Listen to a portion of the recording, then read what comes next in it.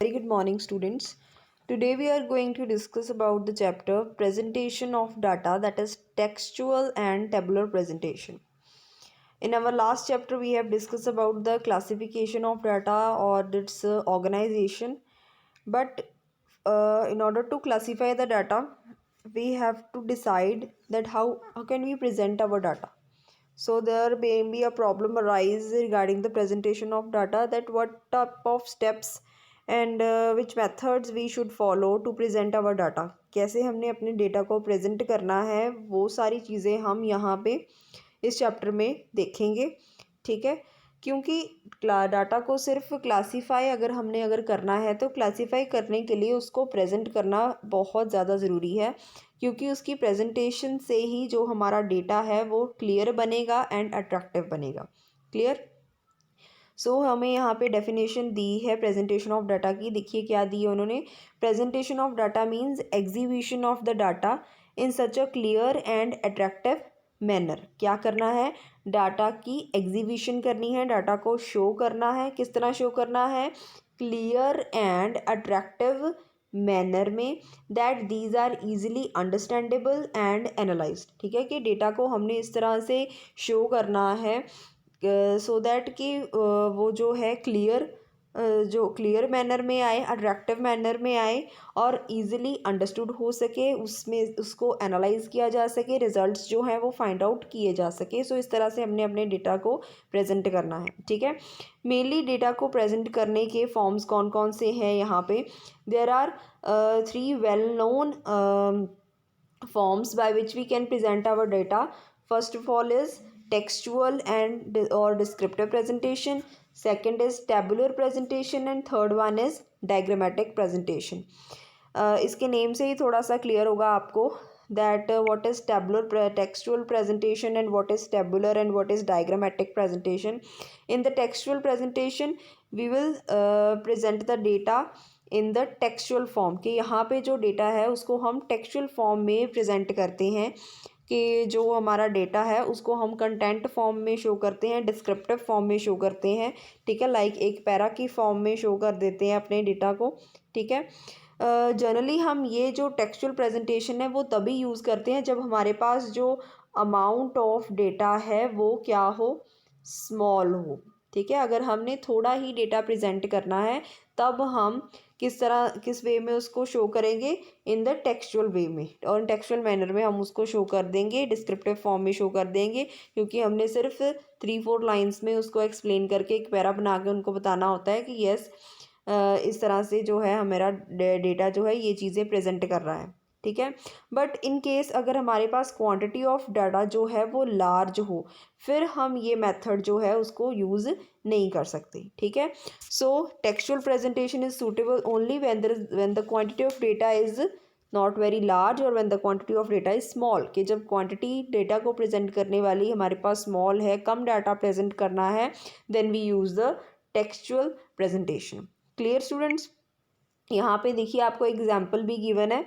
In the example देखिए उन्होंने आपको एग्जाम्पल में क्या दिया है। In a strike call given by a trade unions of shoe making industry in the city of Delhi 50% workers reported for the duty and only 2 out of the 20 industries in the city were totally closed.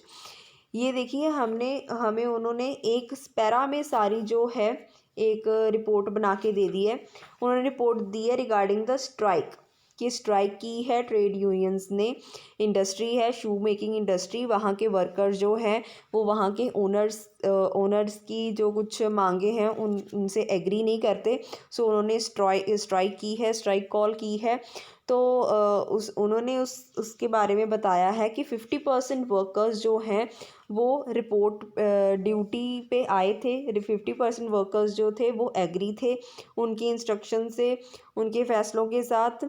ठीक है, और बाकी के 50% जो थे वो strike पे थे।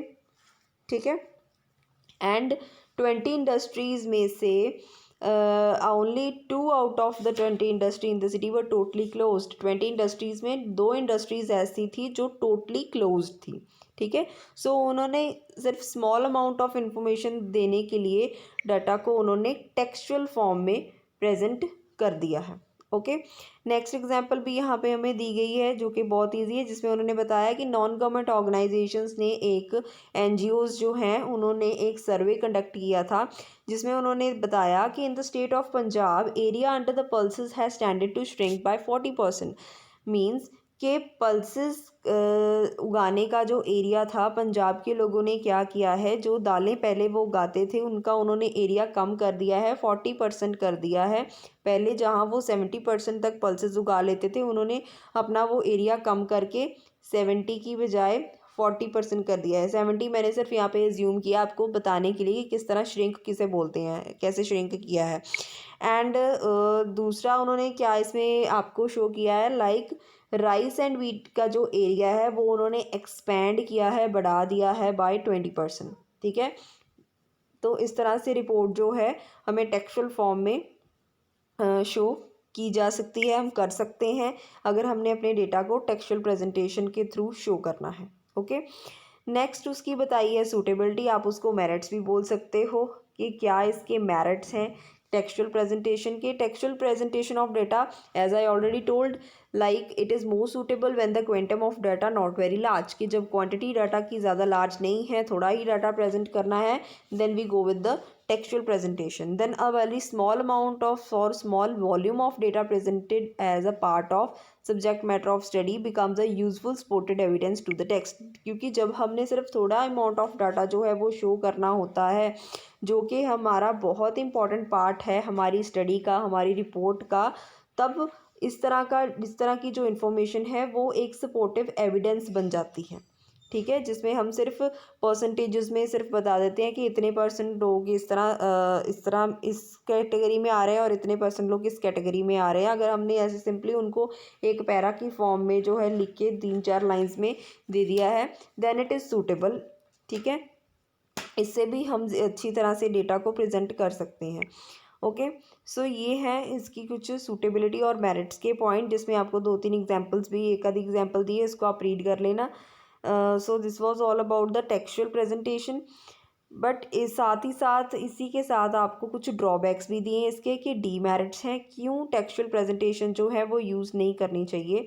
आई थिंक आपको इस चीज़ के बारे में पहले से नॉलेज है कि टेक्सचुअल प्रेजेंटेशन का जो सबसे पहला ड्रॉबैक ये आता है कि अगर हमने लार्ज अमाउंट ऑफ डेटा को प्रेजेंट करना है, then we can not choose the textual presentation. देन हम टेक्सचुअल प्रेजेंटेशन को प्रेफर नहीं कर सकते अगर हमने लार्ज अमाउंट ऑफ डेटा को प्रेजेंट करना है।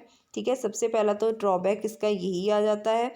दूसरा ड्रॉबैक इसका आ जाता है कि टेक्सचुअल डेटा जो है वो हमेशा हम पैरा की फॉर्म में शो करते हैं, एंड नॉर्मली बोर्डम क्रिएट हो जाती है जब भी हम एक पैरा को पढ़ने की कोशिश करते हैं। हम बोलते हैं कि हाँ, एक जगह पे हमें टेबल की फॉर्म में इंफॉर्मेशन दी है बड़ी अच्छे वे में, और दूसरी जगह पे हमें उन्होंने एक पूरा पैरा दिया है 60 लाइंस का।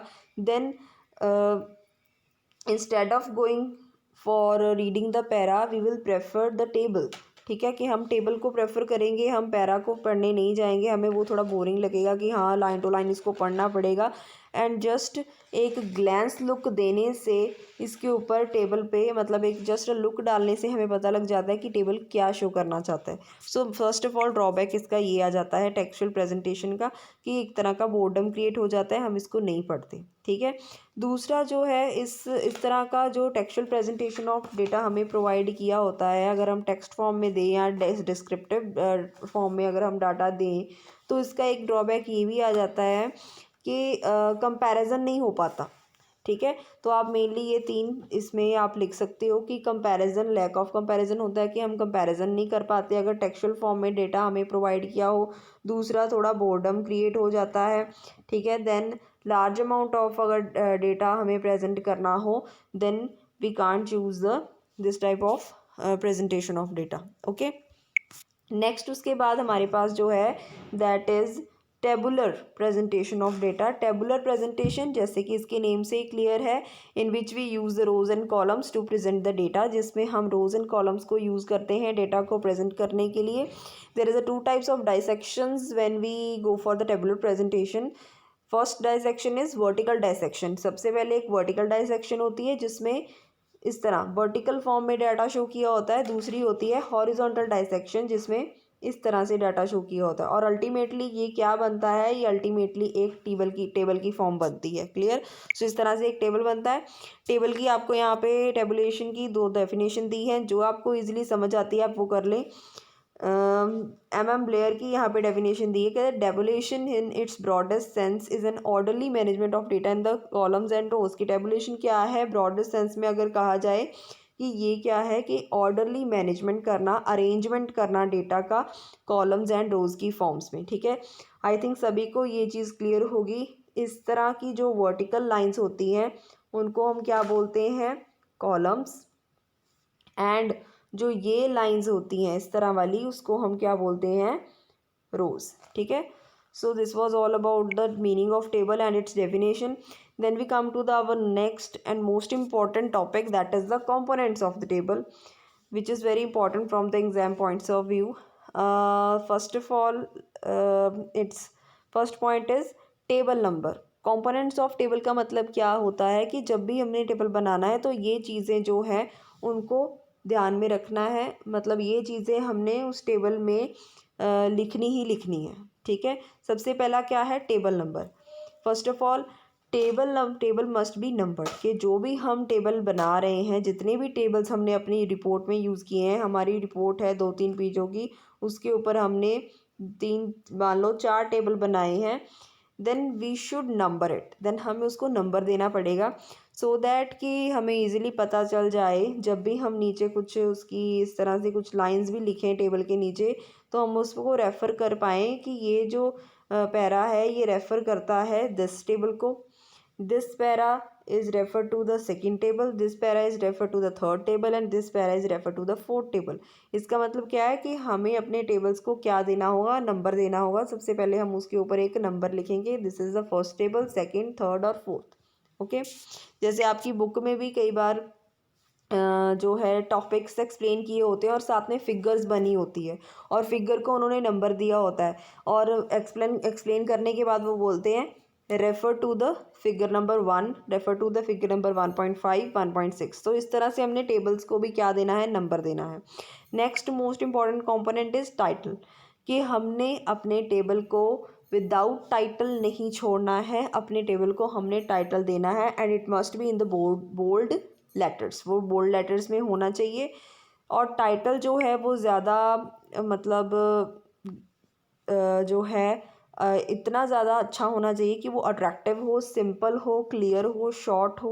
ठीक है, ज़्यादा डिफ़िकल्ट सा या कुछ ऐसा उसमें ऐसे वर्ड्स ना यूज़ किए हों जो कॉम्प्लिकेटेड हो, तो सिंपल, क्लियर एंड शॉर्ट जो है टाइटल हमने चूज़ करना है। और गुड टाइटल जो हमेशा होता है, गुड टाइटल कौन सा होता है, जो प्रॉब्लम को अंडर कंसिडरेशन ले, मतलब जो जिस रिगार्डिंग हम स्टडी करने जा रहे हैं उसके साथ रिलेटेड ही हमारा डाटा हो। अगर हमने बाई चांस स्टडी करनी है कि स्टूडेंट्स की स्पेंडिंग हैबिट्स के रिगार्डिंग, तो हम अपने टेबल को किस तरह का नाम देंगे, स्पेंडिंग हैबिट्स ऑफ स्टूडेंट्स या स्टूडेंट्स स्पेंडिंग हैबिट्स। ठीक है, या फिर अगर हमने किसी की बैलेंस्ड डाइट के बारे में अगर मैंने कुछ टेबल बनाना है तो मैं उसको बैलेंस्ड डाइट ही उसका टेबल का नेम दूंगी, मतलब जिस रिगार्डिंग मेरी स्टडी है, जिस रिगार्डिंग मेरी जो है रिपोर्ट है, उसी के रिगार्डिंग उसी तरह का ही टाइटल मैं अपने टेबल को दूंगी। ठीक है, नेक्स्ट इसमें है हेड नोट।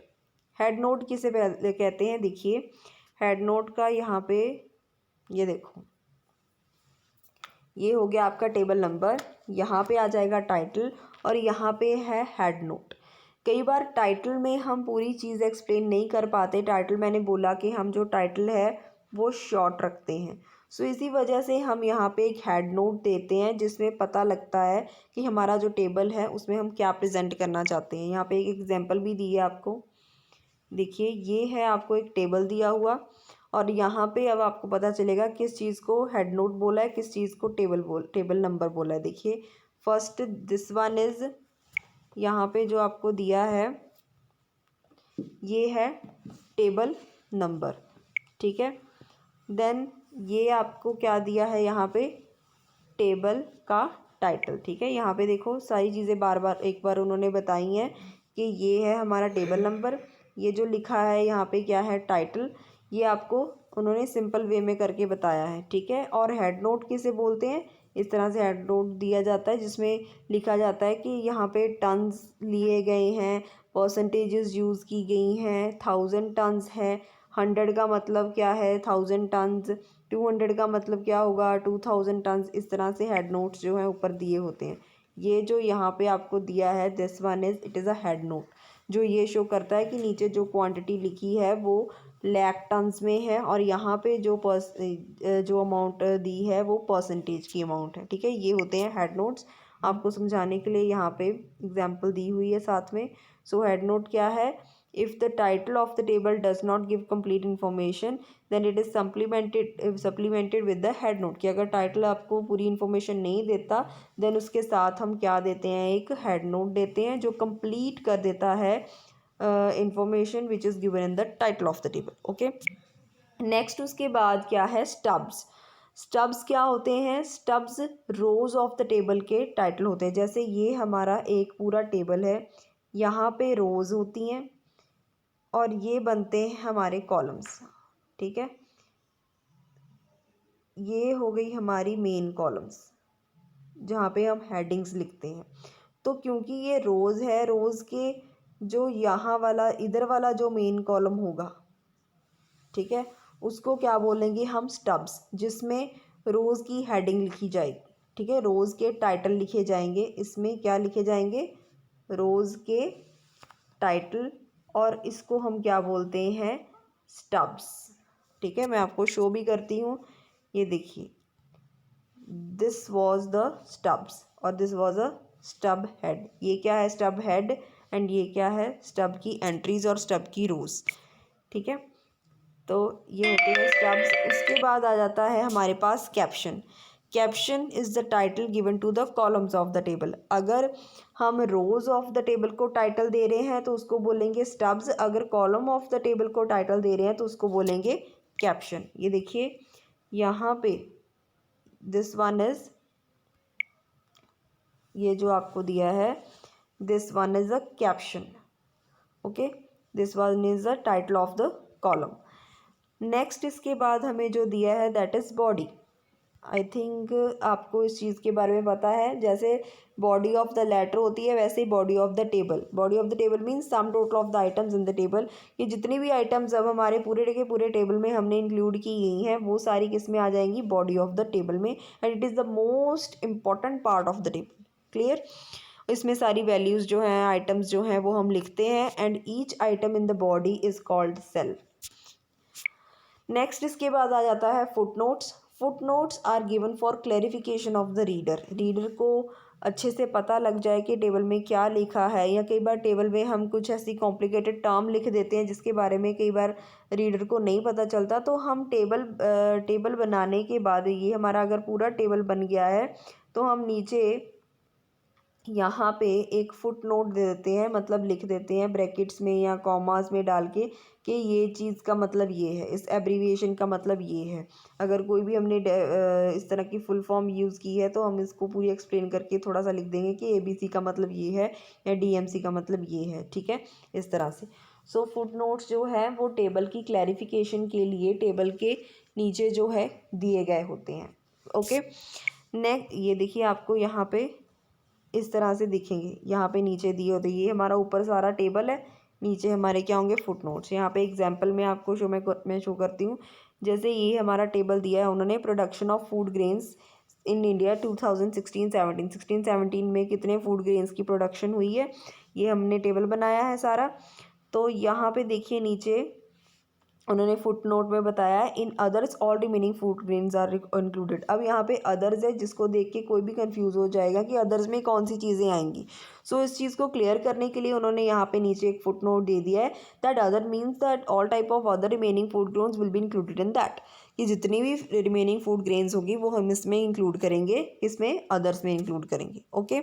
सो इस चीज़ को क्लियर करने के लिए, या फिर हमने अगर कोई कॉम्प्लिकेटेड टर्म अपने टेबल में यूज़ कर ली है उसको क्लियर करने के लिए we can give the footnotes in the after the table, ठीक है, कि टेबल के बाद हम एक फुट नोट दे देंगे।